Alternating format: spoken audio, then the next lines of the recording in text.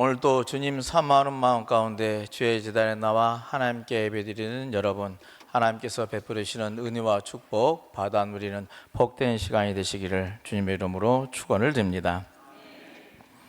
지난 수요일부터 성의 수요일로부터 시작해서 이제 사순절이 시작되었습니다. 1년 365일 또 우리 52주를 보내는데요, 우리 그리스도인들은 이 시간들을 그냥 보내지는 않습니다. 각자의 의미를 부여해서 매주일 무슨 주일이라는 표현을 써가면서 의미를 부여하고요, 그리고 우리의 신앙을 더 깊이 성찰해가는 시간들로 삼습니다. 특별히 우리는 이 365일 52주를 삼일체에 따라서 성부의 계절, 성자의 계절, 성령의 계절로 나뉘어서 우리는 그 의미를 더 부여를 합니다. 성부의 계절, 하나님의 계절이런데요, 이 세상 만물을 창조하신 하나님, 창조주 하나님을 기억해서 9월부터 시작해서 창조주를 우리들이 기억하고 보내고요, 하나님을 기억하고 또 하나님의 생명인 세상을 창조하신 그 하나님의 의미를 되새기는 계절이라 하겠습니다. 성자의 계절은 예수님이 오시기를 기다리는 대림절부터 했어요. 아기 예수로 오셨던 그의 주님을 기쁨으로 찬양하는 성탄절, 그리고 주님이 직접 이 세상에 나타내 보이심을 기억하고 또 기념하는 주연절, 그리고 예수님이 십자가에 달려 죽으심을 이제 기억하면서 지키는 사순절과 고난주간, 그리고 예수님이 죽은 자 가운데서 다시 사흘 만에 부활하심을 기념해서 지키는 부활절을 우리는 이게 성자의 계절이라 이야기합니다.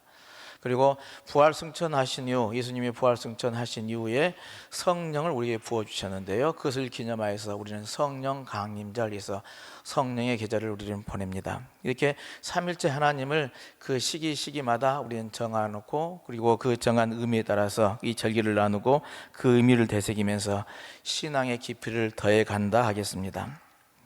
오늘은 사순절 첫째 주간입니다. 우리들의 죄를 대속해 주시기 위해서 십자가에 달려서 죽으신 그 예수님을 생각하는 절기죠. 그리고 예수님의 그 순환을 당하였던 그 아픔을 묵상하는 절기이기도 합니다. 그러게 그 예수님께서 지신 그 십자가의 사랑 앞에 나를 위해서 거저주신 그 피 흘림을 기억하고 기념하면서요, 내 자신을 회개하고 나 자신을 돌아보고 바로 세우는 절기가 이 사순절의 의미라 하겠습니다. 서양에서는 이 사순절이 시작되기 전에 카니발이라는 축제를 보냅니다. 이 축제를 벌이면서 먹고 마시고 굉장히 난리를 치는데요, 지난 주간이 그 주간이었습니다. 이탈리아의 베니스의 가멘 축제가 그렇고요, 프랑스 니스의 카니발이 그렇고, 브라질의 리우의 삼바 축제들이 다 그렇습니다. 이 서양에 있는 이 축제들이 대부분 대형 큰 우리들이 알고 있는 축제들이 언제 일어나느냐, 언제 축제를 지키냐 하면은요, 사순절 앞주간에 지킵니다. 왜 그날 지킨지 아십니까? 사순절이 되지면은 금욕을 해야 하죠. 그리고 고기를 안 먹고 술도 그만한 이런 절기를 전통을 지키다 보니까 고기도 못 먹고 술도 못 먹는 이 사순절이 되기 전에 실컷 먹고 놀자 하는 측면에서 축제가 만들어진 겁니다. 그 전통이 지금까지 이어져서요, 지키는 정말 이러냐죠. 주님을 생각하고 거룩하게 경건하게 지키기 위해서 우리가 금욕을 하고 금식도 하고 또 고기도 안 먹고 술도 안 먹고 이런 절기를 지켜가려고 하는데, 그 저기 전에 그거 못하니까 신나게 먹고 놀자 하는 축제가 오늘날께 이어져 온다는 사실입니다. 절기색이 우리 앞에 드러내진 것처럼 보라색입니다. 고난과 참회를 뜻하는 상징색인데요, 이 절기의 분위기는 그러게 경건과 절제이고 회개하는 분위기이기도 합니다.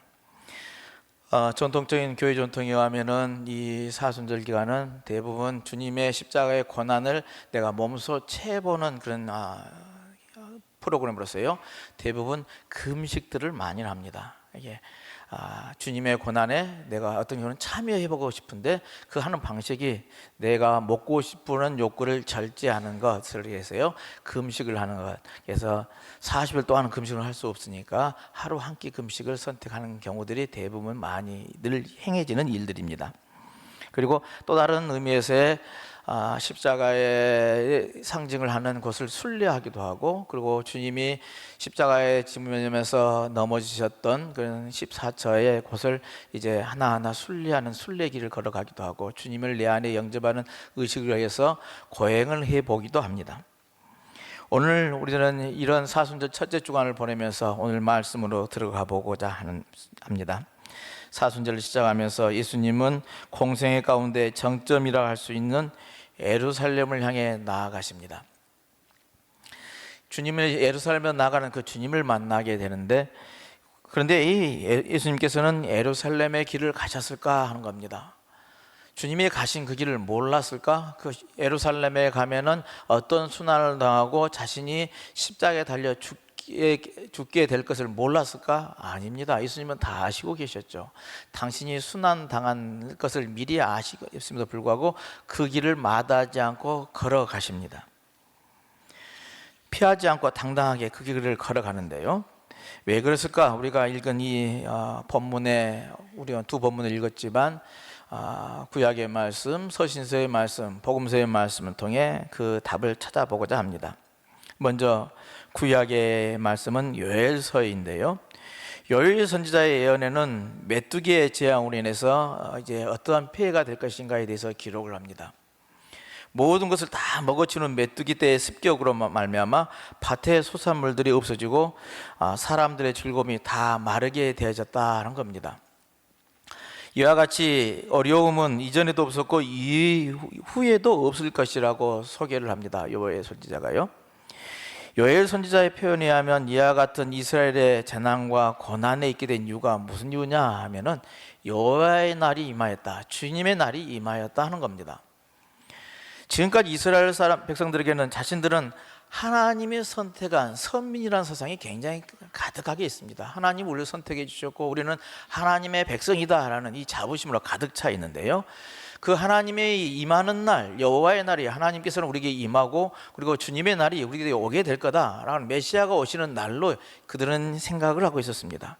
그래서 그 여호와의 날은 은혜의 날이고 축복의 날이고 구원의 날이라는 이런 사상이 그들에게 팽배해 있었던 것이죠.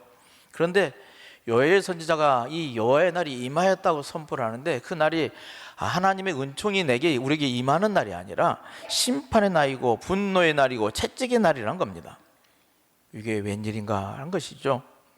그 이유는 다름 아니라 하나님께서 이스라엘을 향해서 이제 진노하셨기 때문이라는 겁니다. 왜 진노를 하십니까?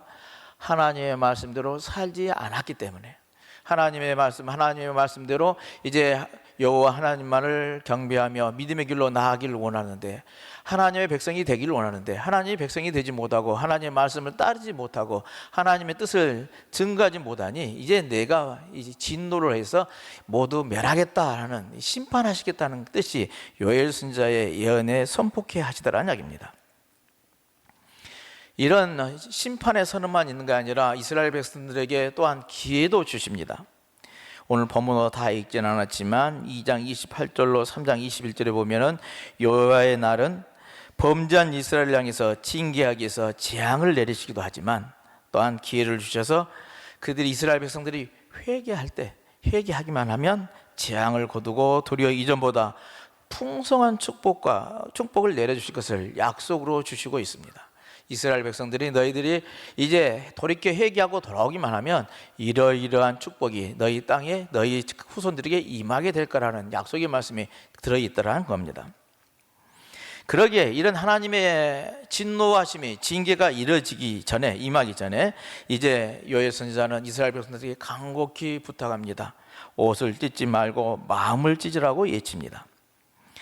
이스라엘 백성들이 회개하는 방식은 하나님 내가 잘못했습니다, 내 죄를 용서해 주시라는 의미로 겉옷을 찢는 것이 그들의 회개의 상징이었습니다. 근데 오늘 요엘 선지자는 그 정도 아닌 너희들의 옷을 찢지 말고 마음을 찢으라 라고 이렇게 고면하고 있습니다. 마음을 찢으라는 말, 우리들이 마음에 닿는 것이죠. 옷을 찢는 행위는 어떻습니까? 사람의 눈에 보이는 행위입니다.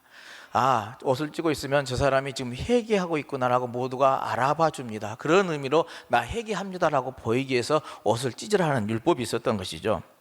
근데 마음을 찢는 일은 사람의 눈에 보이지는 않습니다. 그러나 누가 아십니까? 하나님이 아시죠. 하나님 눈에 보이는 거란 이야기입니다. 하나님이 보일 수 있는 그 마음을 찢으라는 겁니다. 하나님이 우리의 중심을 보시고 계시기 때문에 그냥 눈속임으로 하는 그 신앙 말고, 너희들이 겉으로 하는 그런 신앙 말고, 이제 회개 한창 하는 그런 것 말고 하나님을 기쁘시게 하는 그 신앙으로 회복할 것을 요구하고 있다는 이야기입니다. 그런 의미의 겉옷만 찢는 게 아니라 마음을 찢으라라고 요엘이 외쳤던 것이죠.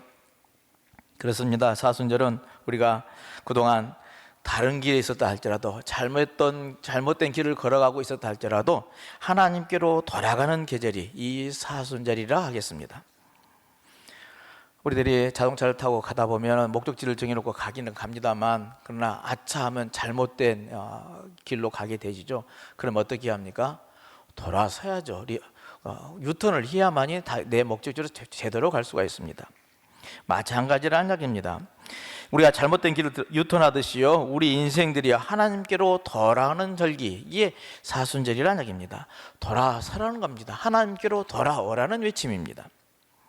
이제 사람의 눈에는 보이는 형식적인 신앙을 버리고 하나님의 뜻을 살피면서 하나님의 앞에 올곧게 서려는 마음을 찢는 그런 회개가 있을 때, 오늘 요엘은 그때 주께서 땅에 당한 일로 마음 아파하시고 당신의 백성을 불쌍히 여기셨다는 그 마음으로 우리들을 돌봐주시고 은혜 베풀어 주실 줄로 믿습니다.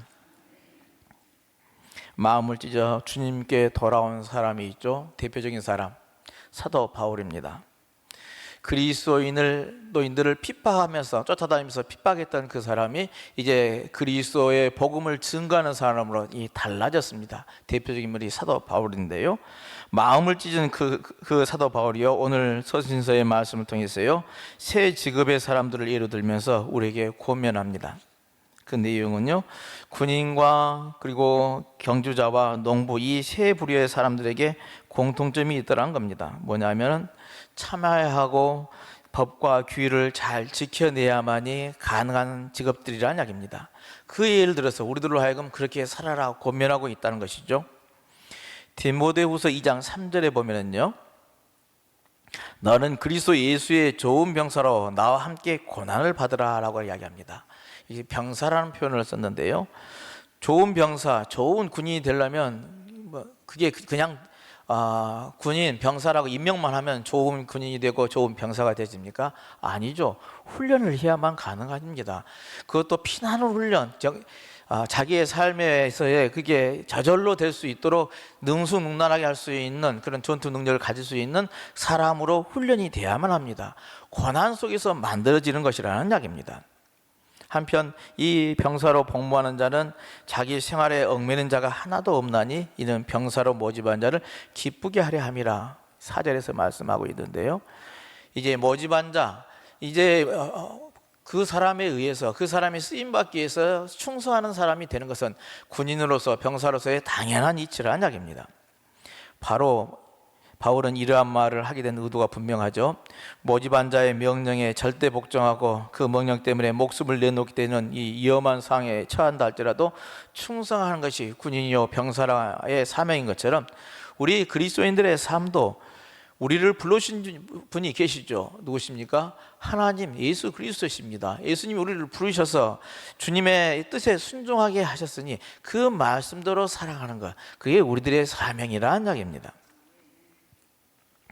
다음 절에서는 그리스도인을 경기하는 자라고 비유를 합니다. 그리스도인의 생활에도 경기하는 사람과 같이 규칙이 필요하다는 겁니다. 무슨 운동을 하든 무슨 경기를 하든 거기에는 규칙이 있게 마련입니다. 자그마한 이제 놀이문화의 게임을 하더요, 거기에 규칙이 있게 마련이죠. 규칙을 따르지 않으면 어떻게 됩니까? 반칙이 선언되어지고 첫 번째는 경고가 지고 나중에는 퇴장을 당하게 되집니다. 그의 경기에서 이제 참여할 수 없게 되진다는 것이죠. 그게 누구든지 이 경기에 임하는 자는 이 규칙을 잘 지켜야만 하더라는 겁니다. 이와 마찬가지라는 것이죠. 그리스도인으로 모든 일은요, 주님께서 말씀하신 것에 따라서 행해야 한다는 겁니다. 그리스도인으로서의 우리는 사명을 받은 사람으로서 부름을 받았는데 거기에 걸맞는 그리스도인의 삶을 살아가는 것, 그리스도의 법에 따라 그리스도인으로서의 그 삶을 살아가는 것이 우리들이 행해야 할 일이란 것이죠. 어떤 의미에서는 그리스도의 말씀에 따라 사는 일이 어려운 문제일 수도 있습니다. 내 삶에 여러 가지 부딪힘이 올 때, 우리들은 어떤 선택을 해야 할 때 그리스도인으로서의 삶을 내 세상살이의 삶과 견주었을 때 선택해야만 할 때마다 우리는 고민하고 결정하지 못할 때도 있다는 것입니다. 그러나 세상의 윤리의식이 흔들린다 할지라도요, 우리 그리스도인들은 하나님의 말씀을 잣대로 삼아서요 항상 하나님께 돌아가는 삶을 살아야 될 줄로 믿습니다. 내 삶의 기준에는 하나님의 말씀이 내 잣대가 되어야 한다는 이야기입니다. 여기에서 하나님의 말씀에 빗길을 갔느냐 잘못된 길을 갔느냐 올바른 길로 갔느냐를 판가름할 수 있는 기준, 그 하나님의 말씀인 것이죠. 그리고 늘 우리들은 그의 잘못된 길에 섰다면 돌아서서 하나님께로 나아가는 길에 서야 될 줄로 믿습니다. 마지막으로 농부인데요, 농부는 땅에서 소산을 얻기 위해서 거지지 않는 노력의 땀을 흘려야만 가능합니다. 그냥 앉아 있어서 농사는 지어지는 것은 아니죠. 농부는 씨를 뿌리느라 수고한 뒤에 거둘 때까지 기다림이 또한 시간이 필요합니다. 오늘 심어서 내일 거두어들인 것은 아니라는 이야기입니다. 공장에서 찍어내서 만들어진 것은 아니라는 이야기입니다. 마찬가지로 디모데후서 2장 10절에요, 그러므로 내가 택감받은 자들을 위해서 모든 것을 참음은 그들도 그리스도 예수 안에 있는 구원을 영원한 영광과 함께 받게 하려 함이라 라고 사도 바울은 고백을 합니다. 그렇습니다. 그리스도인은 정직한 마음, 성실한 삶의 자세를 가지고 현재의 수고와 고난을 참고 견디면서 하나님께서 약속하신 것을 바라보면서 소망 가운데 주의 길로 믿음의 길로 나아가는 신앙인이라 할 수 있습니다. 이것이 바로 하나님께 돌아가는 삶인 것이고요, 이렇게 우리가 행해야 할 일들이라는 겁니다. 그런데 간혹 주님의 군사로, 주님의 병사로 선택된 사람들 가운데 인내하지 못하고 헛된 말을 하는 경우들도 종종 있습니다.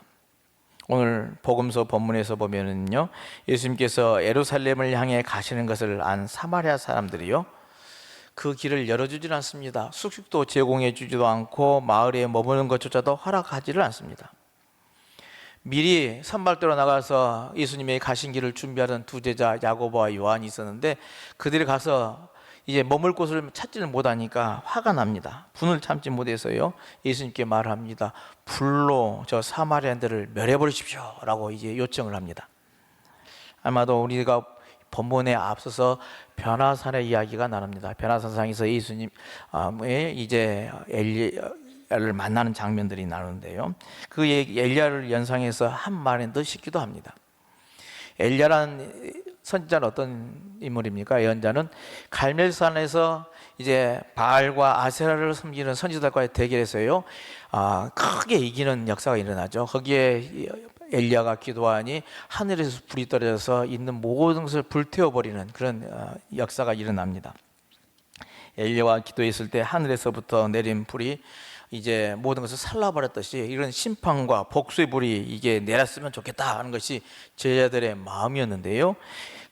그러나 그것은 복수의 불, 심판의 불은 아니었습니다. 실질적인 것은 이제 그 재물을 태워서 하나님의 살아계심을 나타내는 증거의 불이었다 하겠습니다.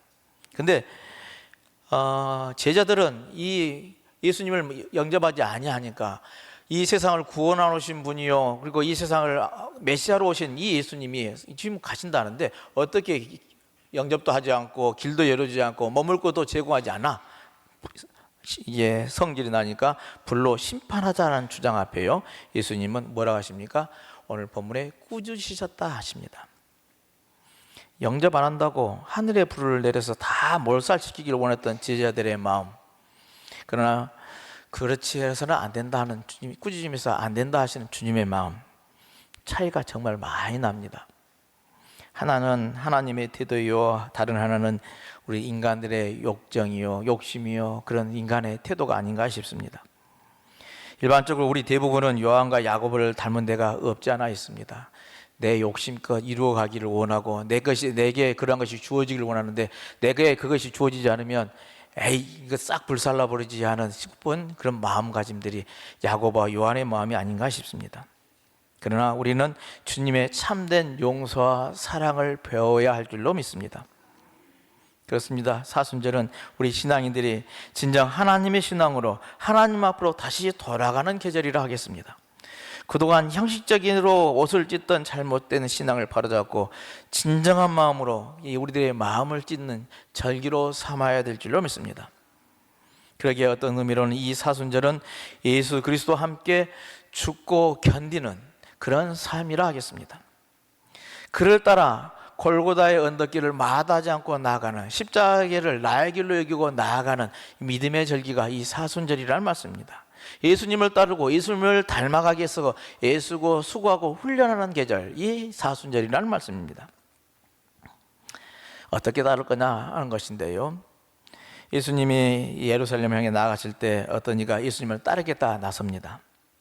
따른다는 것은 예수님의 제자가 되겠다, 예수의 제자직을 내가 감당하겠다라는 고백인데요, 예수님은 이것을 거부하지 않으십니다. 누군지 같이 가자, 따라오라 하십니다.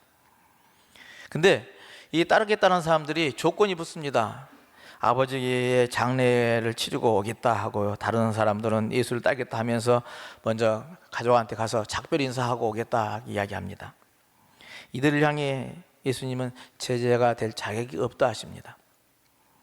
예수님은 장례는 죽은 자들에게 맡기고 너는 하나님의 나라를 전하라 하십니다. 이 말의 의미가 있죠. 무슨 의미입니까? 예수를 따르는 일이 삶의 최우선순위에 두어야 한다는 말씀입니다. 내 삶의 우선순위 어디겠냐? 내 먹고 살기 위해서 내 삶의 우선순위냐? 내 형제들을 위해서 내 삶의 욕심을 채우기 위해서의 우선순위가 먼저가 아니라는 이야기입니다. 하나님의 나라를 위해서 예수님의 예수 그리스도의 복음을 증거하기 위해서가 내 삶의 최우선순위에 두어야 한다는 말씀입니다. 예수의 제자들도 예수님께 부르셨을 때 어떠하십니까? 나를 따라오너라 할 때마다 그 즉시 가족도 배와 그물도 버리고 예수를 따르지 않았습니까? 삶의 우선순위가 가장 먼저 그리스도였습니다. 그러기에 그것들이 어떤 어려움과 환난과 역경을 당한다 할지라도, 그리고 목숨까지도 위험에 처한다 할지라도 그 순교도 마다하지 않고 그 길을 가는 것 아니겠습니까? 예수와 하나님 나라를 증언할 수 있었더라는 겁니다. 그러기에 예수를 따르는 일은 내 생각도 내 욕심도 내 소유물도 버려야만 가능합니다. 나의 모든 것, 내 욕심과 내 정욕에서 떠나고 돌이켜야만이 가능한 일을 이야기입니다. 나의 세계를 죽이고 주님의 세계에서 다시 태어나야 가능한 일이란 이야기입니다. 그게 회개란 겁니다. 아, 하나님 나 잘못했어요, 나 돌아섰어요, 지금부터 회개했습니다 라고 말로만 끝나는 게 아니라는 이야기입니다. 내 삶이 완전히 달라져야 한다는 이야기입니다. 요엘이 그래서 진심으로 회개하라는 이야기는 옷을 찢지 말고 마음을 찢으라고 간절히 호소한 이유가 여기에 있다 하겠습니다. 의리로 하는 회개가 아니라 죄와 허물을 마음이 아파서 삶이 살아가는 삶을 고치는 그런 회개를 하라 하는 이야기입니다. 그러면서 요엘은 백성들에게 주님의 은혜와 자비와 사랑이 많으시니 주님께로 돌아오고 당부합니다. 요엘 2장 13절 말씀 한번 같이 한번 읽어볼까요? 너희는 옷을 찢지 말고 마음을 찢고 너희 하나님 여호와께로 돌아갈지어다. 그는 은혜로우시며 자비로우시며 노하기를 더디하시며 이내가 크시사 뜻을 돌이켜 재앙을 내리지 아니하시나니. 아멘. 그렇습니다. 하나님은 이렇습니다. 사순절에 주님을 따르기 위해서 우리는 우리의 모든 것을 버리고 끊고 물에 씻어내는 그런 회개가 필요할 줄로 믿습니다. 우리에게는 무슨 네 죄가 이거다, 너는 이런 죄를 범하였다 해서 죄를 들쑤셔서 비판하는 그런 회개가 아닙니다. 그냥 고행을 해서 예수님이 이렇게 십자가를 지셨다니 나도 십자가를 져보는 그런 고행하는 회개도 아니고, 행실 하나하나를 돌이키면서 죄를 느끼는 청교도의 회개도 아닙니다. 심리학자에 의하면요, 악인은 선천적으로 공격 본능이 있다고 그럽니다. 무슨 까난하기가 공격을 무슨가 할까 하는 건데요, 심리학자들이 하면은요, 아기는 엄마 젖꼭지를 깨물거나 할 때요 힘들게 해서 엄마를 공격한답니다. 젖꼭지를 깨무는 일이 엄마를 향해 공격하는 행위의 한 부분이라는 것이죠. 그러나 엄마는 아기가 젖꼭지를 깨문다고 뭐라고 때립니까? 그렇지 않죠. 그럼에도 불구하고 젖을 물려서 아기를 키웁니다. 언제나 사랑으로 대해주면요, 아기는 좋은 엄마를 공경한 것에 대해서요 스스로가 죄책감을 느끼는 그런 우울의 자리에 든다고 합니다. 그리고 자기 마음에 좋은 엄마를 간직해서 떠나보내는 애도의 자리로 넘어간다고 합니다. 참 재밌는 것이죠. 공격의 자리에서 그리고 우울의 자리로 애도의 자리로 이런 하나의 과정들을 거쳐 간다는 겁니다. 이렇게 과정을 거쳐야 그 아기는 건강한 자기 스스로의 자아를 가지게 되지고요, 그리고 독립적인 인생으로서의 한 인격으로서의 성장에 나아가는 것이라는 겁니다. 우리에게도 이와 같다는 겁니다. 언제나 선하시고 좋으신 하나님을 만날 때 우리는 우리의 죄와 허물을 아파하면서 뉘우치게 된다는 것이죠. 하나님은 나를 이렇게 사랑하시는데 내 하나님 말씀대로 살지 못했습니다 하고 스스로 뉘우치고 깨우쳐야만 가능하다는 얘기입니다. 그리고 이 선하신 하나님, 이 선하신 하나님을 나의 죄를 용서해 주시고 내게 힘을 주시고 주시니 이 하나님을 믿고 이 하나님 앞으로, 세상 앞으로 나아가서 힘차게 하나님의 뜻을 전하면서 살아갈 수 있는 하나님의 일꾼들이 되어질 수가 있다는 것이죠. 그래서 요엘은 진정한 너희들이 마음을 찢고 회개하라 하면서 거기에 덧붙여서 하는 말이 선하신 하나님이 이렇게 선하시다라고 우리에게 소개하고 있다는 것입니다. 그러기에 이번 사순절 우리에게는 기쁜 마음으로 마음을 찢는 신앙의 계절이 되시기를 주님의 이름으로 축원을 드립니다. 하나님의 사랑, 하나님의 은총을 만나시길 바랍니다. 오늘 요엘은 분명히 말씀하시죠. 하나님은 어떤 하나님입니까? 은혜롭고 자비로우시고 노하기를 더디하신 하나님, 인내하신 하나님이라 하십니다. 그 하나님의 사랑, 그 하나님의 은총이 하나님을 만나는 여러분들이 되시길 바랍니다.